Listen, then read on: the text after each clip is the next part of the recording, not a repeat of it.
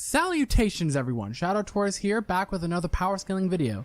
Now recently the solo leveling anime has been releasing, and as a solo leveling fan, I've been watching it every Saturday when it's released. So as someone who has read the light novels and comics, I figured why not scale Sun Jin-woo, the main protagonist of the series. However, before we get into the Shadow Monarch scaling, remember to hit that like button, comment your thoughts down below, and subscribe to the channel.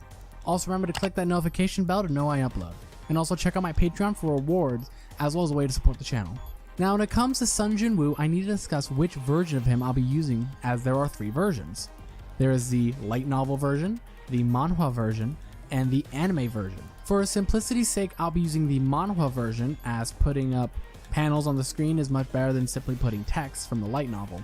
However, I will be using the light novel to help support my arguments here. So without further ado, let's get into the video, shall we?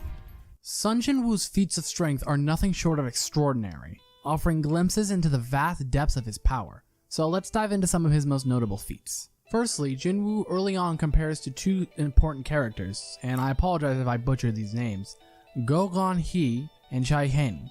Now comparing him to these two speaks volumes about his might, considering Hei-en's power should surpass that of Jong-in, a character that is capable of obliterating sizable structures such as when he vaporized an entire building. Jin-woo's alignment with such individuals elevates him to remarkable tiers of strength, with classifications potentially even teetering in the large town level, depending on how much stronger than him you believe Jin-woo actually is. Moving forward, Jin-woo confronts the Ant King, underscoring his exponential growth. The Ant King actually acknowledges Jin-woo's superiority, which carries great weight, especially considering the Ant King was able to dispatch of a national hunter, Goto Ryuji.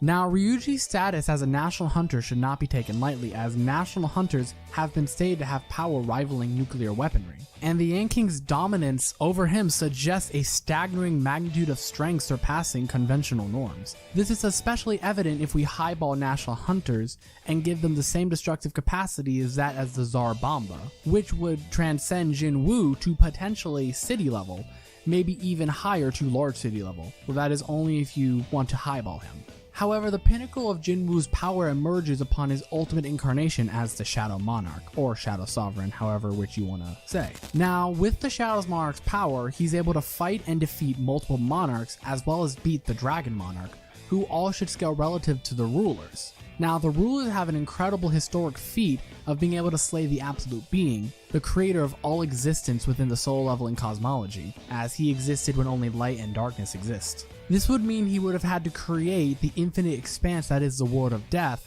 and the interdimensional rifts, which hint to there being a higher dimensional existence. This could also be backed up by the monarch's memories being able to transcend time, and Jin-woo constantly calling them higher beings. Even at a low ball, this should scale the monarchs to infinite 3D, potentially even low multiversal if you want to believe that the Absolute Being created multiple fourth dimensional constructs. But now that we've gotten Jin-woo's staggering strength scaled, how actually fast is he? Because without great speed, what good is strength? Well, let's find out.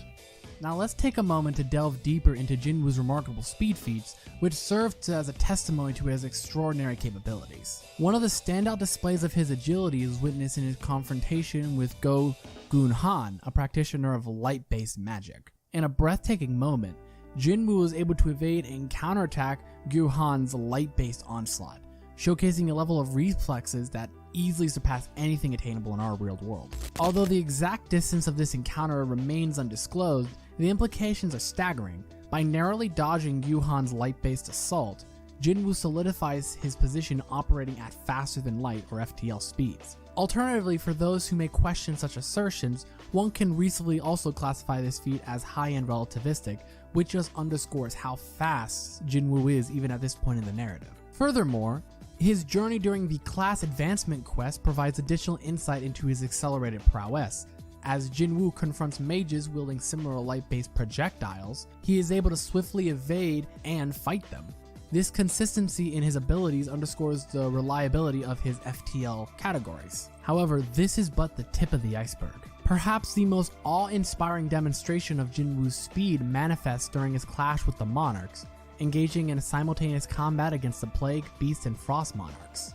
During this clash, he is not only able to keep up with the monarchs, but he is also able to kill the Plague Monarch during this clash, cementing him as a very strong character, and a very fast one at that. The significance of this achievement cannot be overstated, as aligning Sun Jin Woo's speed with that of the monarchs, we inevitably draw parallels to their predecessors, the rulers, and in turn, the Absolute Being, who existed during a time when potentially time did not exist. This implication, in fact, may even scale Sun Jin Woo to the inaccessible speed levels. This notion is actually somewhat validated by the narrative in the novel, when Sun Jin Woo had to slow down his perception of time to a standstill just to perceive the monarch's movements, which could very well hint that, yeah, they're moving at inaccessible speeds.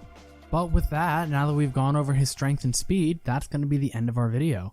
I hope you did enjoy and gain a new appreciation for the Shadow Monarch Sun Jin Woo and how strong he is.